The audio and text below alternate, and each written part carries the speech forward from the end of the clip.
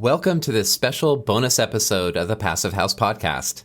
I'm Zach Semke, Director of Passive House Accelerator, and we're happy to be sharing a series of bonus episodes recorded in Hamilton, Ontario at the Passive House Canada Conference 2023. These interviews were conducted by Mary James, our Director of Publications, and Michael Ingui, our founder. A big thank you to Euroline Windows for underwriting this special series. Please enjoy. Welcome, Evelyne Bouchard, to the Passive House Accelerator podcast. Thank you for stopping by. And you are with Tandem Architecture Écologique. You're also a board member of Passive House Canada. Yeah, I'm board chair of Passive House Canada, and I also teach the technical courses for Passive House Canada. And the past 3 years, I've been teaching at the McGill School of Architecture too. So trying to really embed Passive House learning into basic architectural education.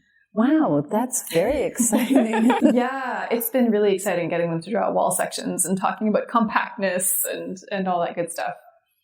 So, are you like, do you teach a full-on course, introductory course for the architecture program? I teach the design studio, so architectural education is a bit particular.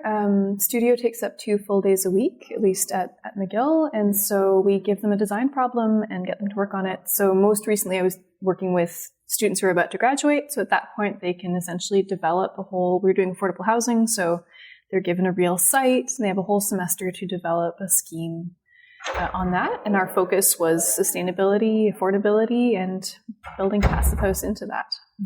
That's so exciting. I just, it's something that's really bothered me, the extent to which energy and performance are not built into architectural curricula very often. Yeah, and I feel like that's really changing. It's my alma mater, so I studied there, and it's really interesting to see how the curriculum has shifted over the years. I think in terms of kind of formal requirements, it's still, sustainability is in there in a very undefined general way, but it's really individuals who are coming in to teach who are bringing their own vision for how to teach sustainability. And it's been a lot of fun. The students love it. Like, they really engage with it, and it seems relevant to them.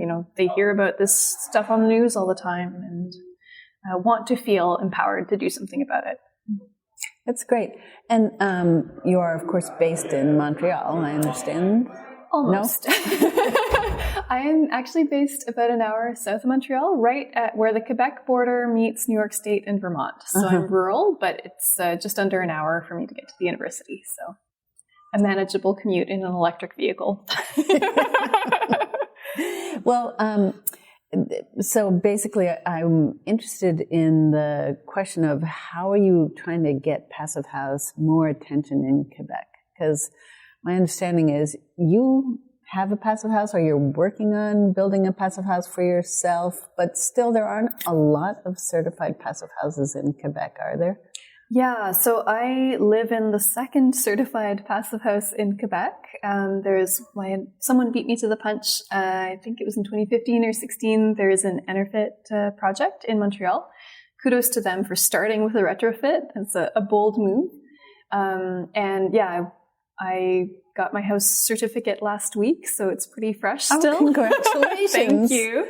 The house itself was, we've been living in it for a while. It took me a while to wrap up my paperwork since it was my own house. It was perpetually on the back burner. But yeah, Quebec has been a bit of a trickier market for a couple of reasons. The first is that we have extremely cheap electricity, and it's generated 99.9% by hydro. So it's renewable once that infrastructure is there. It's not without environmental consequences, but it's kind of a sunk cost. And so, efficiency in buildings has been less of a priority because of those factors. And the economic context as well is not, even comparing it to Ontario right next door, is quite different. And of course, the other challenge is more of a cultural and language barrier. Quebec is predominantly French, so even things like getting our core course curriculum translated into French for a relatively small market took a while. So I now offer our full Pathways to Certification course in French. I've been doing it for 3 years, but it took us a few years to kind of build up the funds to translate all of those hundreds of slides and get that material ready. And has the student body for those courses been growing? Slow but steady. Mm-hmm. I'd say I train, we run one full course series a year at the moment in French, compared to every month in English. And that cohort has typically been 15 to 25 people, roughly. So, that's, for comparison, our English course series are 25 to 30 people a month. So it's definitely smaller. So yeah, I've been writing action items for myself as I listen into these presentations. One of the things that I'd love for us to do is to mobilize the Architects Association.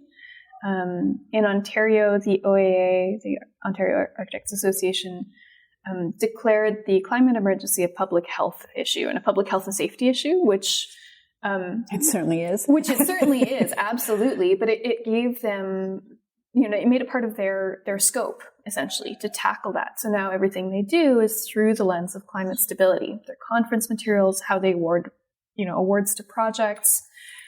So that was a really strategic move for them. So I'm going to try to figure out how we can get to Quebec to do the same. But yeah, we're not there yet. And as the board chair, I've been talking about Quebec with you, but do you have other goals that you're really interested in accomplishing over the next year, say? Being board chair is really an interesting role to be in. I mean, I've been this is my 6th year serving on the board. And it's just interesting to kind of see how things are progressing in different parts of the country. So I was practicing in BC before I moved back to my native Quebec. So I kind of got the Passive House bug there right at the beginning. And so it was really exciting to watch that adoption from being really marginal to being basically completely mainstream at this point.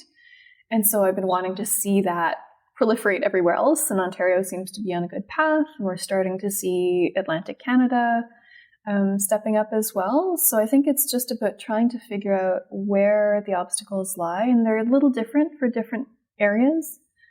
But trying to kind of, figure out how we can reduce those barriers to adoption and maybe adapt our messaging to specific political contexts or regional concerns to have a broader reach. So I think what I love is that once someone's done one of these projects, they can't go back to conventional construction. It's just, you can't unsee the thermal bridges. You're cursed forever. You've got to keep going in this direction, which is why I find forever. Yeah. It depends where you're walking and looking at, buildings under construction. It makes it a struggle to see all those continuous concrete balconies. Right.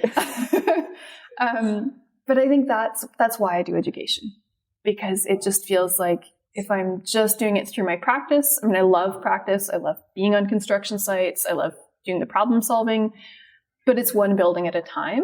Whereas if I can shift how 30 people at a time are thinking about their projects from design all the way through to construction, that just is an order of magnitude difference in terms of change and impact, and just getting the conversation going. Absolutely. It's probably not your students at this conference, but I have noticed a younger population coming to this conference than I had noticed in previous years, which is very exciting. Yeah, I feel like my students are not, it would probably be over their heads at this point. They just finished their undergraduate degrees and they need to go do internships and, get their boots on the ground in construction sites a bit. But I'm hopeful that I'll see them in a year or two once they've got that kind of beginnings of a career going. This stuff is really exciting, and I love being at these conferences because it feels like, we're all kind of working on our own individual projects or initiatives, and it's so exciting to see what's happening collectively across Canada, and really lovely to be seeing our colleagues to the south and hearing more about what they're doing too. So I think fostering collaboration between Canada and the US in terms of sharing best practices, building data, all that stuff. Case studies. Yeah. Yeah. This, the BPAC database, for instance, sounds like it could be such a useful tool. as a way of recognizing the similarities in how we do construction. Obviously, there are differences as well, but it's just helping with knowledge sharing and access to resources. And there's an urgency to all of this, as you know, as we all know. So the more quickly we can identify successful strategies or appropriate standards as we're talking about other topics beyond Passive House. Like, I think we've got a good handle on Passive House and we just need to do more of it and scale up. But then we can also start looking at embodied carbon more seriously and looking at, post-occupancy data and commissioning and all these other really important issues. And the more we share that information among us, the less kind of duplication of efforts there's going to be. So the more quickly we can do what needs to be done.